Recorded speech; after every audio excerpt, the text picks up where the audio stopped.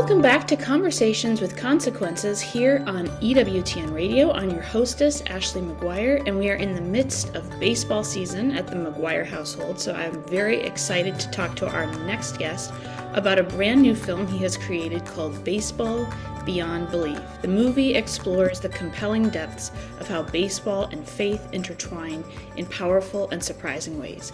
And we are excited to have John Scheinfeld with us today. He is the writer, producer, and director of this movie. Welcome to the show, John. Thanks for having me, Ashley. Happy to be here. So, as I mentioned, we are a baseball family. I'm a baseball mom. I have two boys who play travel ball, and I'm married to a very rabid Mets fan. So I have learned to really love the sport, and gosh, I can't think of anything that is more exciting to me than combining the best sport in America with faith and exploring the ways that those two really parallel each other, mirror each other. So I understand the movie is based on the New York Times best-selling book Baseball as a Road to God by John Sexton. John's book came out in 2013 and, as you mentioned, became a New York Times bestseller. And it combined two things that you don't really connect in any significant way, religion and baseball. And I had done a film back in 2008 about Chicago's love affair with the Chicago Cubs. And I had worked with a number of the people at Major League Baseball, and we were looking for a new project that we might do. And it took many years. But one day in 2019, I got a call from Nick Trotta at Major League Baseball, who said, "I'm going to send you this book, and I'm wondering if you think there's a documentary in it."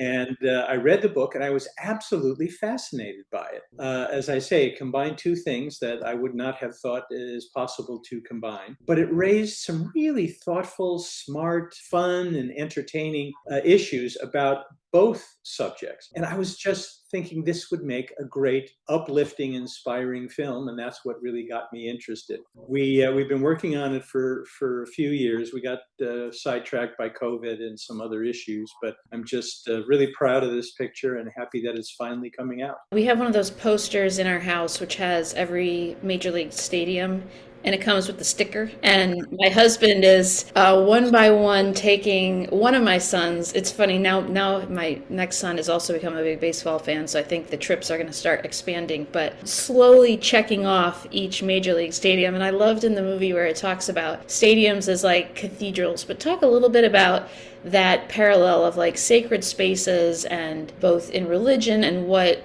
stadiums and mean to sports fans. Much as people will go to church or temple or synagogue to explore their faith and to experience their traditions, the same is true when you go to your favorite ballpark, whether it's the Mets park or I'm a Cubs fan, so it's Wrigley, or if you're a Boston Red Sox fan, it's Fenway. These parks all have such great traditions, and there's a distinct feeling when you enter the ballpark. And I think it welcomes you into this tradition. In the case of baseball, that's what the ballparks do. And so I think that's really fascinating. But you talk about your husband being such a devout fan and your kids playing, then I'm sure you see this, where as you're rooting for your team, you have faith in them, but yet you will have doubt that they're actually going to win this game, or the pitcher is going to strike out the batter that he needs to strike out, or they're going to make the big play in the outfield. There are rituals. There's a sense of community. You can be at a ball game and there will be a miracle in real time, somebody making a terrific defensive play or a great hit.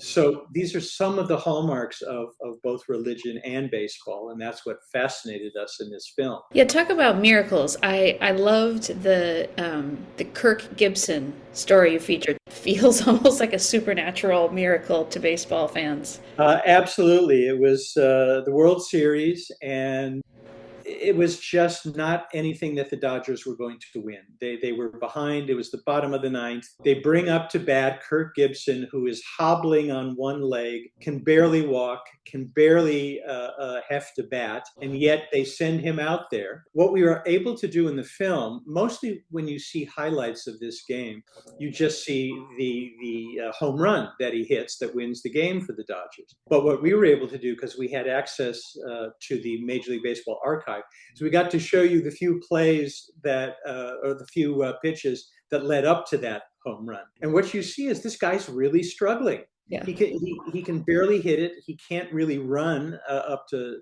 first base. The announcers are telling us that he's been struggling with this for days and wasn't even going to suit up for this game, and yet he does, and he hits this. I would call it the immaculate conception of home runs in terms of you didn't expect it to happen, but yet there it is. They win the game, and it qualifies, I guess, in baseball sense as a miracle. One thing I was surprised to see in the movie were some interviews with actual chaplains. And I had no idea there was such a thing as team chaplains. And how long has that been a part of baseball? I can't really answer that question, Ashley. I don't know about every team, but there are a number of chaplains in Major League Baseball. We interviewed Willie Alfonso, who is the chaplain for the New York Yankees. And his job is to be a spiritual advisor to the players as they need it. But also, he will have a prayer service before the game, both for the home team and the visiting team, and just kind of be there if they need to talk about something.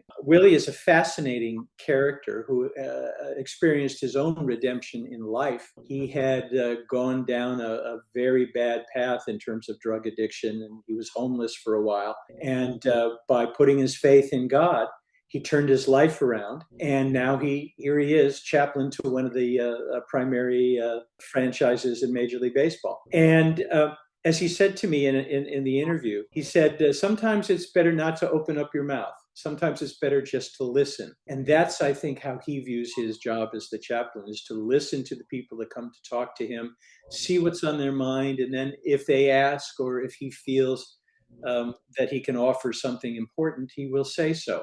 Like you, I did not know this was a job in Major League Baseball, but here it is, and I'm glad we could include him in our film. Fascinating character. Talk about the two priests you feature who go to baseball games. I believe they were Franciscans, and they made an interesting comment about how, there used to be this thing called street preaching, and preachers and priests would go into the street, but they said that's not really where people gather anymore, and they tend to gather in sports events. And talk a little bit about their ministry. They were really fun. Yeah, really fascinating guys. Father Casey and Father Tito, Franciscans, as you mentioned. They look, depending what your age and frame of reference is, they dress and they look either like Friar Tuck out of the Robin Hood movies, or they look like they're right out of a Star Wars film. But they're young guys who love baseball. And they decided that, yes, as they couldn't go out into the town square and preach the gospel, that they thought they would go to places where people do gather. And as baseball fans, they said, let's go to every baseball park in America. And so one summer, they went out to all 32 ballparks. And they weren't proselytizing in the sense of getting in people's faces and talking. They really just made themselves available. And because of the way they look in these robes, people would come up to them and said, well, what are you? And sometimes they would joke, well, may the force be with you. We're Jedi. And that would lead to some other kind of conversation. But a lot of times they would talk baseball, and a lot of times they would actually talk more spiritual matters. They talk about a gentleman that came up to them that was just dealing with the passing of a parent from cancer and didn't quite know how to deal with it. And they ended up talking about it, and the friars gave him some comfort. And so I thought, again, this was a perfect way to show this intersection of baseball and faith. You have these two young friars who are baseball fans. Not only do they merge the two subjects in their own lives, but by going to the 32 ballparks, they then can combine this in other people's lives as well. So I've thought about writing about this because it has started to feel like going to a baseball game is almost not family friendly because the expense, the difficulty, even sometimes some of the music, and yet it's still such a wonderful rite of passage, a way, especially for fathers and sons to bond. But can you talk a little bit about the role of baseball in family life and sort of forging these traditions with fathers and sons, and even sometimes the kind of friendly interfamily rivalries with teams and things like that? Uh, well, I cannot tell you how many people we talked to that all had a similar experience where, as a child, their father took them to a game. or introduced them to baseball on television and took out a scorecard and showed their son how to score a game for 9 innings. And it's a little bit like religion in a way also, where as a child, you don't choose whether you're going to have faith. You don't choose what your faith is going to be. You are raised in a tradition of your parents. And much the same for baseball. If the father is a Yankee fan, you are likely to be a Yankee fan. We have a couple of examples that we talk about in the film about conversion, where you're much like some people will convert from one faith to another. Some people may also convert from rooting for one team and then start rooting for another. We have a lovely, touching, emotional story of John Sexton, who wrote the book, who had been raised a Brooklyn Dodger fan, and the Yankees were the, pardon the expression, the antichrist for him. But as he grew up, his son decided that he was going to root for the Yankees. And so here was a father who had a decision to make. Am I going to try to force my son to root for the Dodgers, as I always have since I was a kid, or am I going to support him in his faith in the Yankees? And he decided he would convert to being a Yankee fan. But I think it's very much the traditions of baseball and the traditions of faith that the parents and children can share together. And we see this in multiple ways in our film. The film talks a lot about how baseball mirrors religion. We've talked a little bit about this, but give a few more examples. For example, you refer in the film to the World Series as the high holy days, or you talk about some of these moments in a baseball game that are almost like liturgical, like the national anthem. But what are some of the other ways that a baseball game and the baseball season mirrors faith and religion, and specifically specific practices and things like that? Well, we can talk about sacred times of the year. So depending on what your faith is, you have Christmas, you have Easter, you have Hanukkah, whatever it may be. But in baseball, it's opening day. Is a sacred time of the year for baseball fans of all teams. Sacred, I think, because everyone is starting out with a fresh start. You're 0-0, and the World Series is ahead of you at some point. And that's the other sacred time of the year, is the World Series. That means so much to baseball fans and baseball players. We have rituals. If you think about it, if you go to church, if you go to temple, there are rituals with prayers and psalms and people expressing their faith in different ways. And the same thing is true when you go to a baseball park. You see the rituals of the players. Sometimes we have some film in our picture about people who will jump over the third base line because it's a tradition.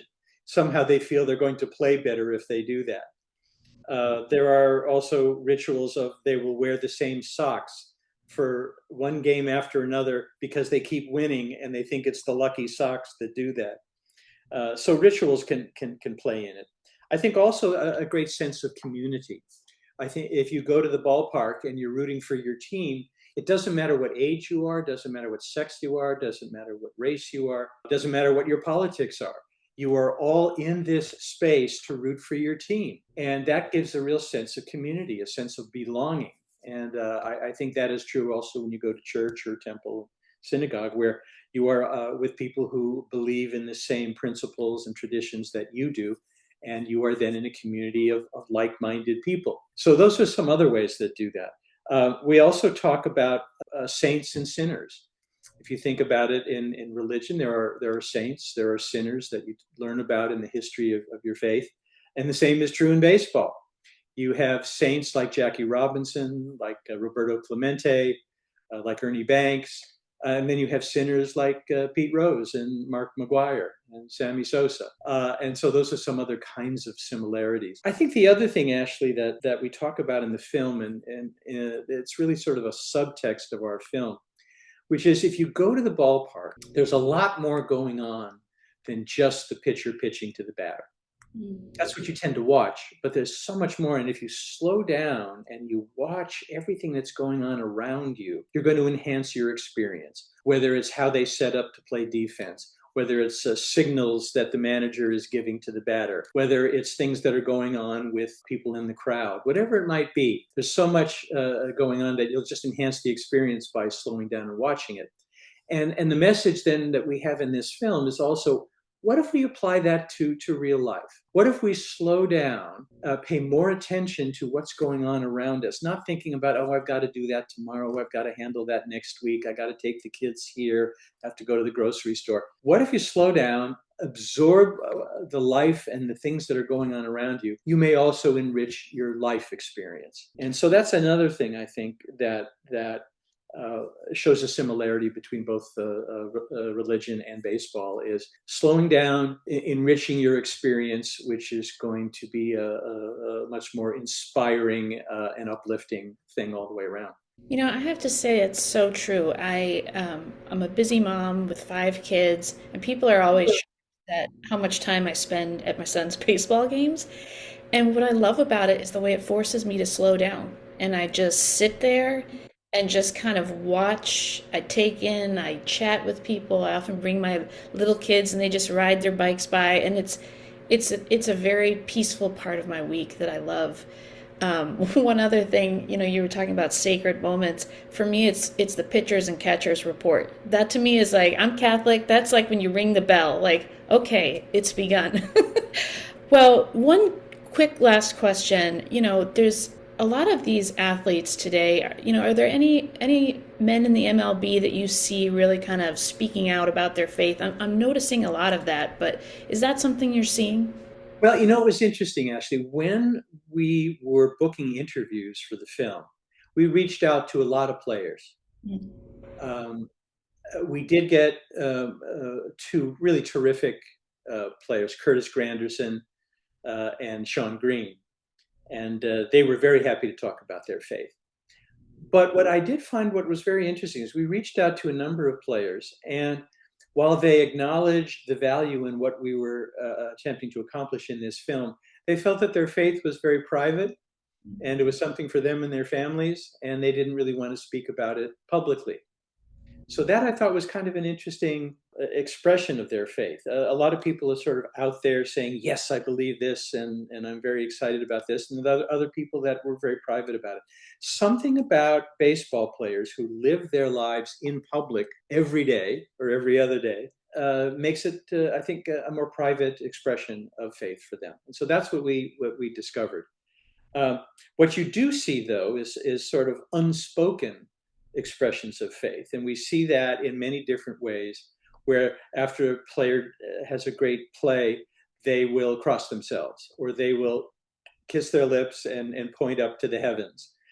So I think there are other ways in which they do that. It isn't always simply talking about it. Well, I just love the way your film does bring to light the beautiful way that America's pastime reflects kind of our human innate spirituality. And so, love the movie. Tell our listeners, where can they find it? Where can they stream it? Is it coming to theaters? Where can they watch it? Appreciate that. We're going to have a limited theatrical exhibition. So we're going to be in 4 theaters in Los Angeles on March 23rd, 24th, 25th, and 26th. I'll be in on the 23rd and 24th. I'll be doing a Q&A after those screenings.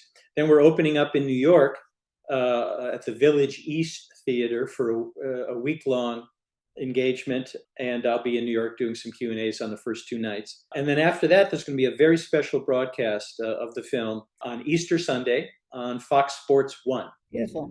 It's going to be a slightly trimmed down version of the film. So if people want to see the full film, please come to the theater and see it. And then after the Fox Sports broadcast, we'll be on various video on demand platforms where people can seek it out. So again, the title of the film is Baseball Beyond Belief, which we love as a title, by the way, because it speaks to, again, both sides. You can be just a baseball fan and say, oh, baseball's just beyond belief. I love going to games. It's great. It's great for my kids. Blah, blah, blah. But also it's beyond belief, because you can believe in your faith, and there's something beyond that in the experience of bringing these things together that I think is a worthy endeavor. So I'm very proud, as I say, of this picture, and I hope your listeners will check us out. Well, we've been talking with John Scheinfeld, the filmmaker of Baseball Beyond Belief. I've watched it. It's a wonderful movie, great for watching during spring break and Easter season. So I encourage all our listeners to watch it. And thank you, John, for coming on the show today. Thanks for having me, Ashley. Appreciate it. Welcome back to Conversations with Consequences, where I am joined by TCA chaplain, Monsignor Roger Landry.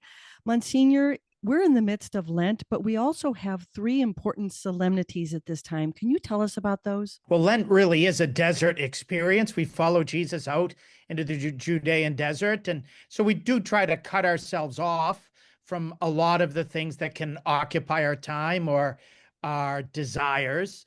But in the middle of this desert, we always have various oases.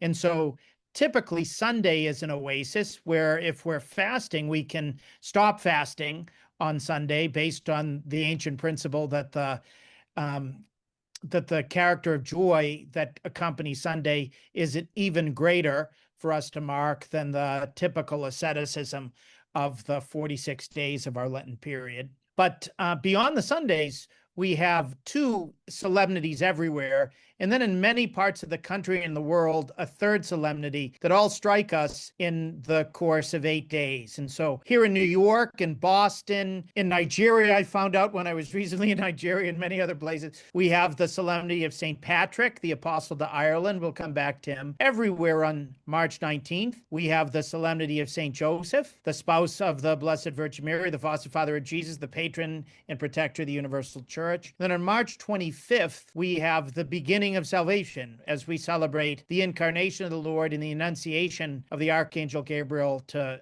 Mary in Nazareth. And so each of these are meant to be celebrated like a Sunday. And it's important for us actually to break our Lent on these solemnities so that we can celebrate them effectively. So if people, for example, have given up alcohol for the 46 days of Lent, these solemnities might be a time to have a beer or a glass of wine. If we've given up sweets, which is a good thing to do in Lent, these are the times to have that dessert. These are the times to really celebrate because the joyful character is even greater than the character of Lent. And so we can talk about each of them individually. St. Patrick, the great apostle of Ireland, he was not the patron saint of getting drunk with green beer. Was exactly the opposite. And he was an extraordinary missionary capable of fasting these long fasts at the top of mountains in order to bring the Irish people, especially the Druids, to conversion. And he's one of the greatest missionaries of all time, where he was incredibly successful because of his sacrifice. He had been for 6 years a slave in Ireland. Eventually, the Lord helped him to escape. He went to France, was trained as a priest, and eventually ordained as a bishop, but he wanted to go back to Ireland to evangelize those who had held him in slavery. His famous prayer, his lorica or breastplate, is one of the greatest prayers of all time, in which we're asking Jesus to be with us, to be within us, to be outside of us, on top of us, below us, and, on the left, on the right, you name it, that we're supposed to be immersed in Jesus. And that prayer is one of my favorites. It was actually being sung at the very moment where I was being ordained a deacon in Rome. So I've always had special affection for St. Patrick. Even though I'm not really Irish, I think no matter what one's ethnicity, St. Patrick is there. St. Joseph, we should all have a massive devotion. Mary had a devotion to Joseph in life. Jesus obviously had a devotion to St. Joseph. And so men and women have so much to learn from St. Joseph about how to approach Jesus. Sacred scripture, St. Matthew says that he was a just man. He adjusted his whole life, we could say, with a turn of words that Pope Benedict once used in Cameroon. He adjusted everything in his life to helping Jesus and Mary fulfill their vocations. He switched his workplaces, even though that was a huge sacrifice. He had to start fresh in Bethlehem. He had to start fresh in Nazareth. He had to start fresh in Egypt when he had escaped there, but he was willing to do it. He was an incredibly obedient man who would obey what God indicated in a dream.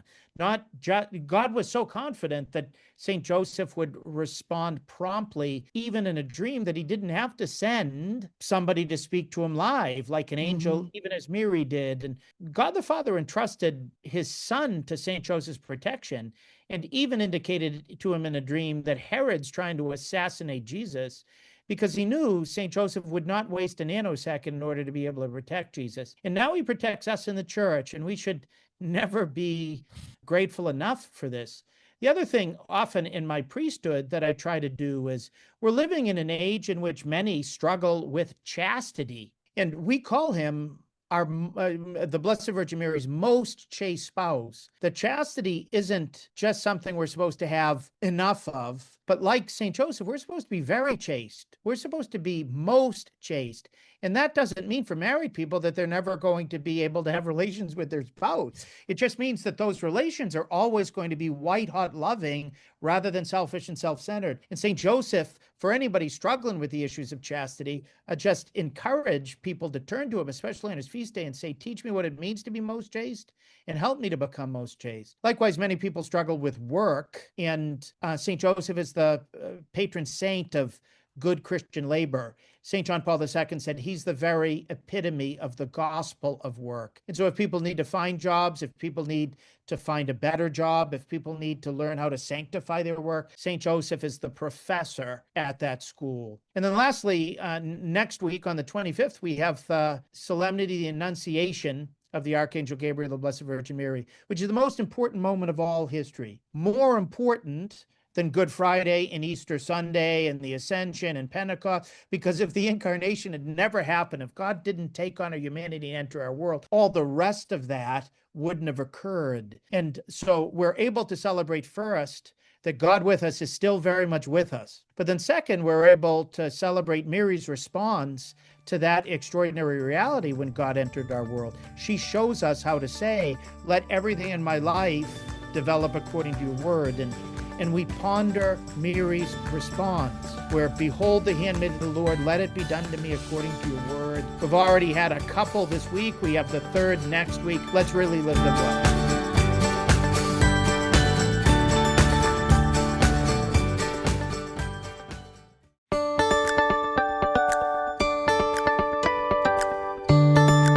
Welcome back to Conversations with Consequences here on EWTN Radio. I'm your host, Ashley McGuire.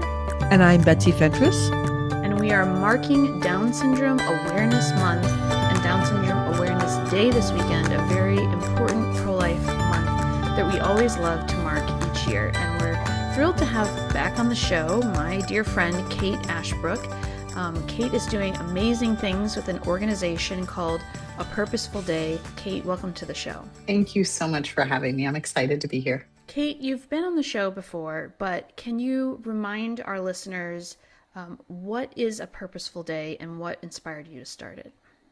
Yes, I think it's been a couple of years since I was here, and I'm excited to share about how we've grown. But A Purposeful Day was started. It was really a small dream that grew out of hopes for my daughter. I have a 15-year-old daughter with Down syndrome, and everyone says when you have a child with Down syndrome, the best gift you get is the community that comes with it. And I found that to be so true. And as I met parents who were further along in the journey, they just really expressed a lot of distress and dismay about what happens when school ends and you have worked so hard for this child to achieve milestones, and you want good things like you want for all of your kids. And when they get to school ending and all of a sudden you're met with the reality of there are not many jobs, and what is their life going to look like? How will I fill their days, honestly?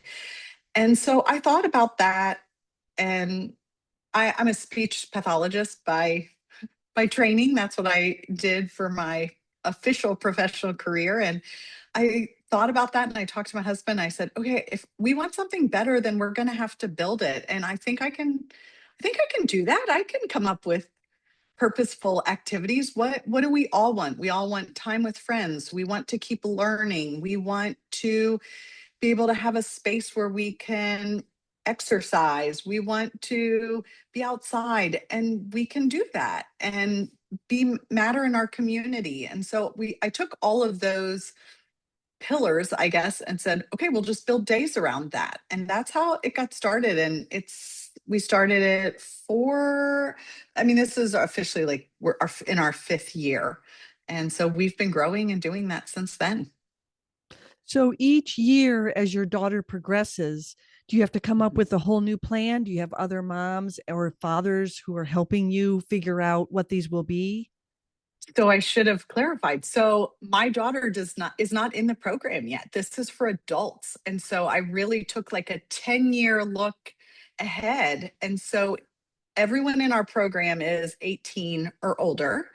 And so we have been able to craft a structure that works each day. You know, we have a social time, we have fitness time, we have volunteering time, we have learning time, we have lunch together, which is a really big deal, and then activities that we may choose or that may vary day to day. But we have really been able to take and meet these families where they are and talk about, okay, you have a job and you're having this challenge at work. Let's talk about how we would address that. Or family dynamics are shifting in your house because your siblings are now leaving and you're still at home.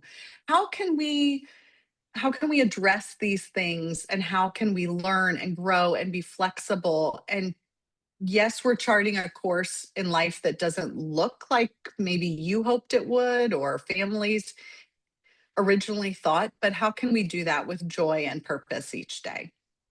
What are some of the activities, some examples of activities that you do, and are there some fan favorites? Oh, great question. Dancing is always a fan favorite. And if karaoke comes out, another fan favorite, though, you know, it can get a little dicey on who gets so many songs. And so we have to work through challenges with that. Honestly, I think I really enjoy the learning projects too. Right now, we have a goal this year of to get postcards from all 50 states and as many as we can from around the world. And then we're using that as a launching pad to learn about different places. And then you get to practice your tech skills with the Google slideshow that you present to the group. And the pride they feel from continuing their education and being able to teach someone else something is always a highlight for them. And where do you get all your resources? Are you online with other moms across the country and getting ideas from them, or are you sharing and maybe inspiring people to start something like this in their own communities? Well, we have a really fantastic team, and I could not be more thankful for how they have just come into our orbit. But we have someone who's really talented with art and another person who crafts our days. And as the three of us, we work together to come up with this. And we have fantastic volunteers who will say, you know, it's St. Patrick's Day, we're going to do this, and this, and I'm going to plan it. And so that has been amazing. The community, not just of our members and their families, but the volunteers we have gotten. One of our areas we're looking to grow in the next year is, my heart has always been to say, you can do this where you are. You can launch this where you are. If a group of parents comes together, you can do this, but it is daunting. It's a lot of work and a lot of boxes that must have to be checked to do it well. And so, what we're trying to do is get some practices in place, get some materials in place, and be able to share those with other people in the future. So, no matter where someone is, they can approach us and say, we want this for our community, and we can help them grow that. That's our hope. That's a big dream, but that's our hope. Well, that was kind of going to be a question I had too, which is I've got to imagine you have a huge demand of interest in this, because there's just not a lot of resources like this, and our society just doesn't understand how to accommodate and include people with adults with disabilities. How are you managing the desire and the interest with the need to kind of grow in a steady way? I think that's been one of the challenges. It's hard to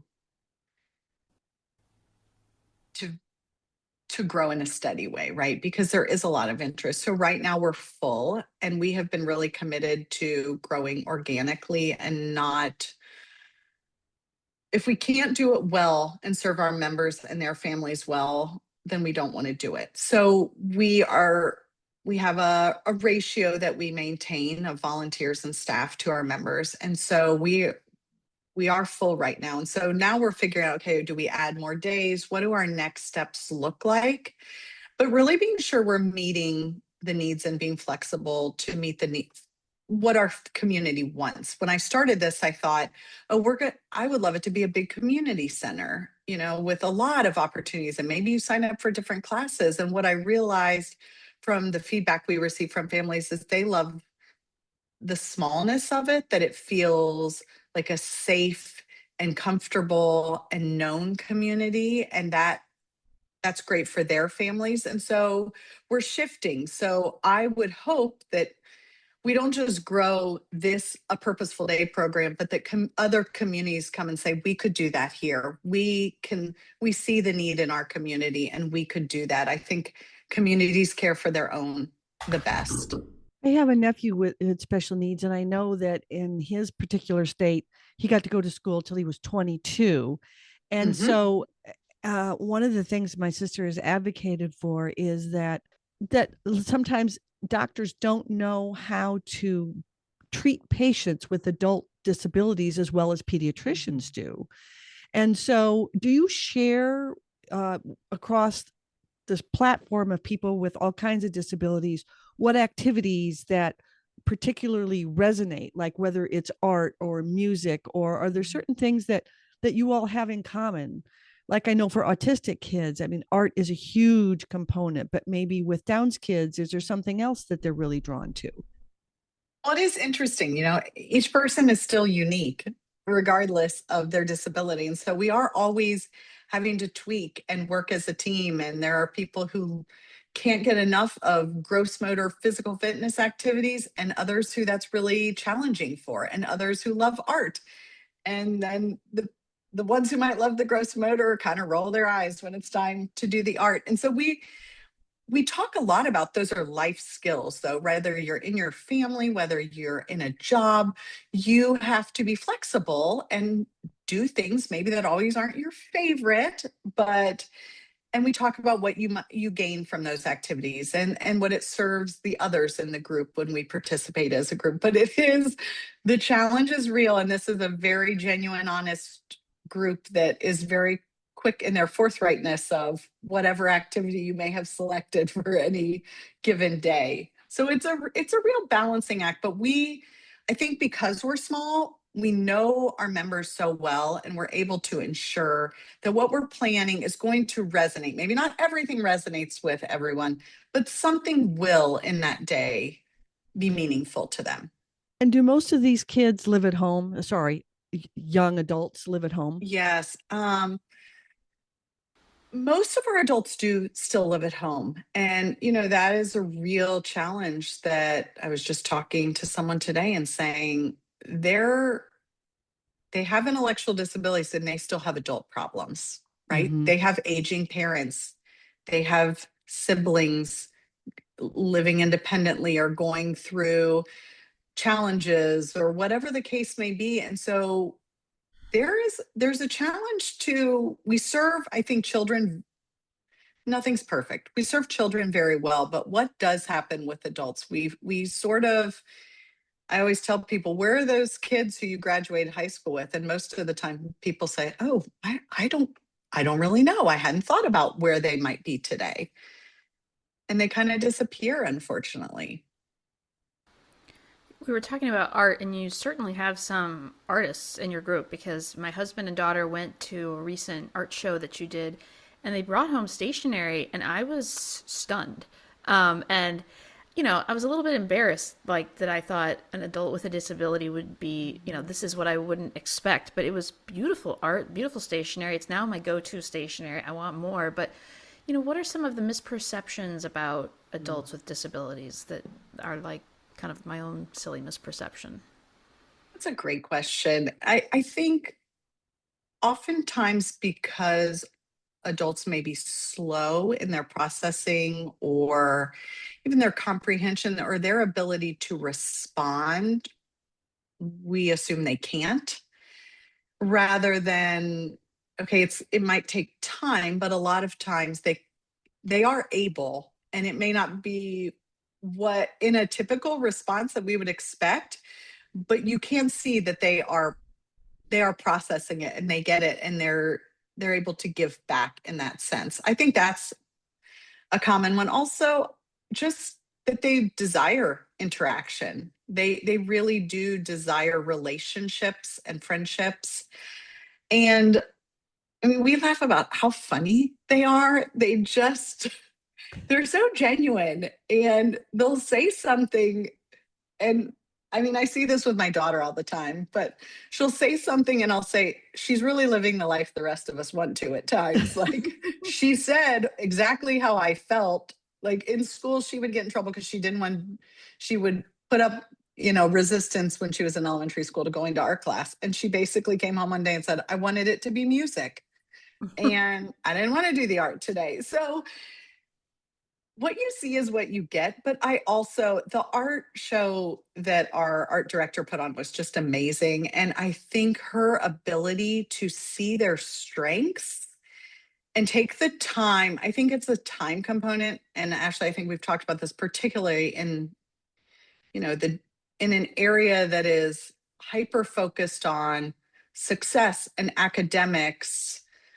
You have to take the time to see what great skills they have.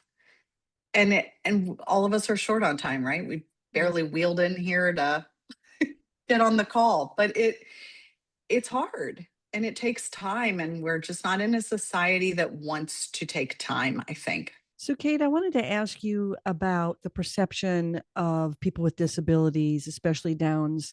When I grew up, they were part of the fabric of our parish because, quite frankly, people weren't doing genetic testing. So I grew up around this.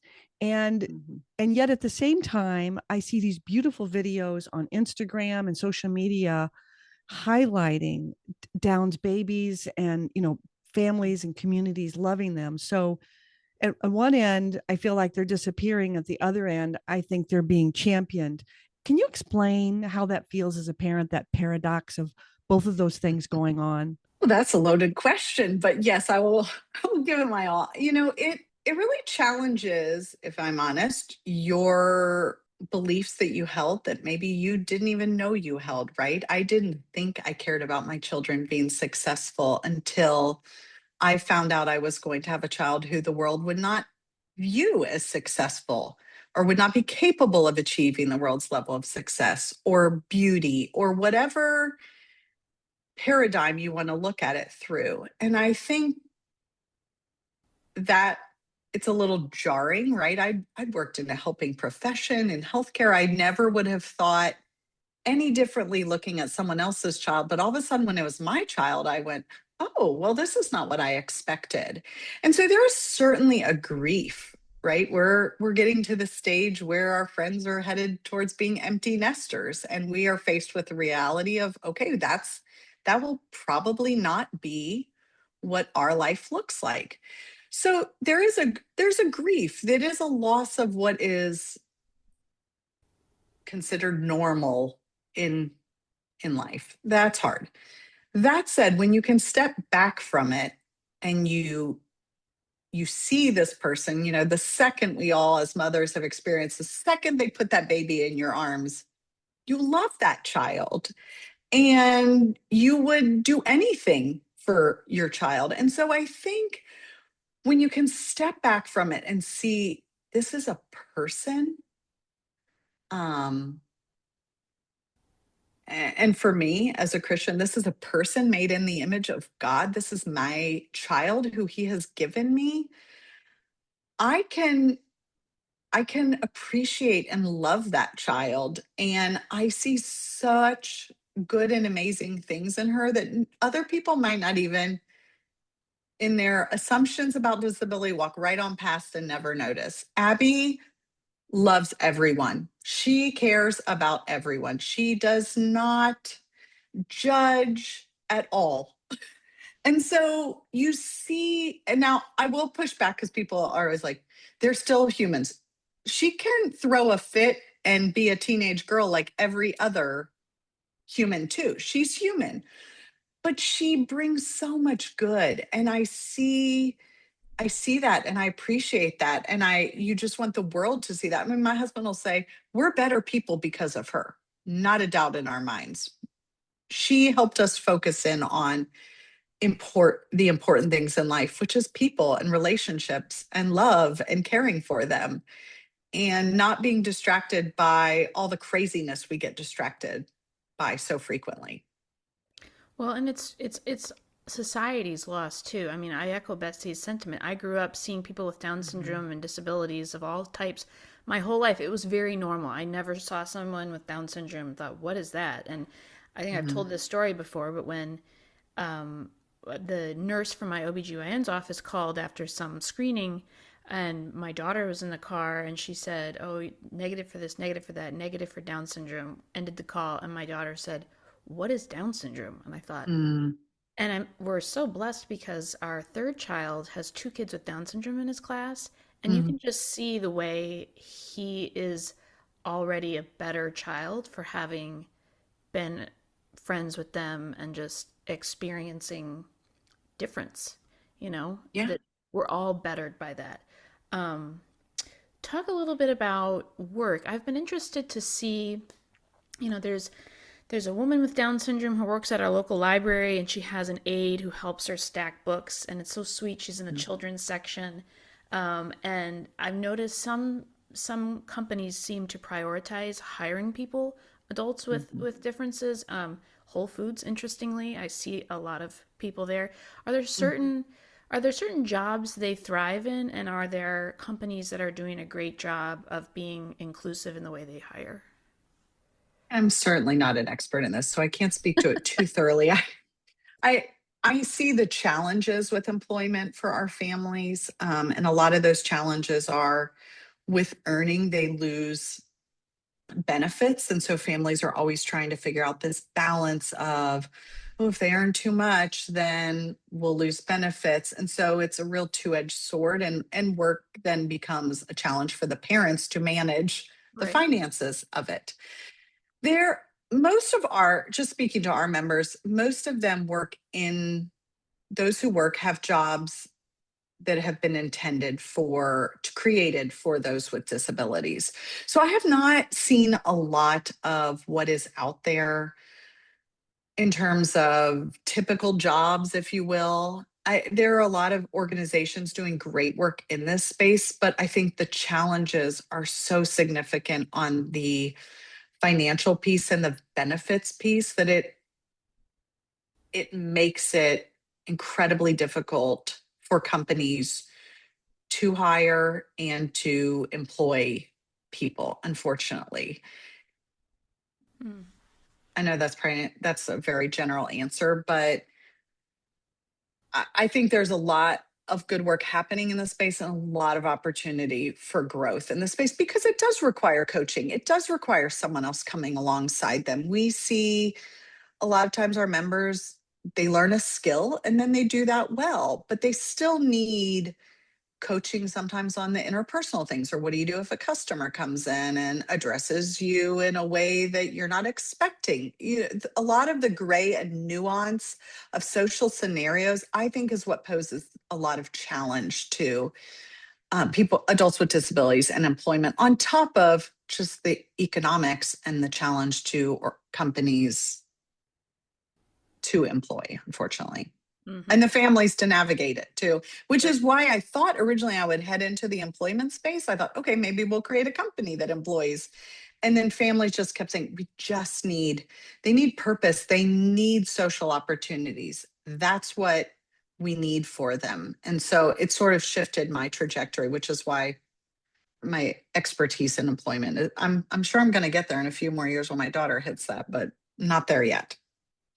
Kate, can you talk about the importance of friendship that this Mm. whole thing that you're doing brings to the table, and the need that these Downs kids and as they become adults have for really meaningful friendship and how your program fosters that?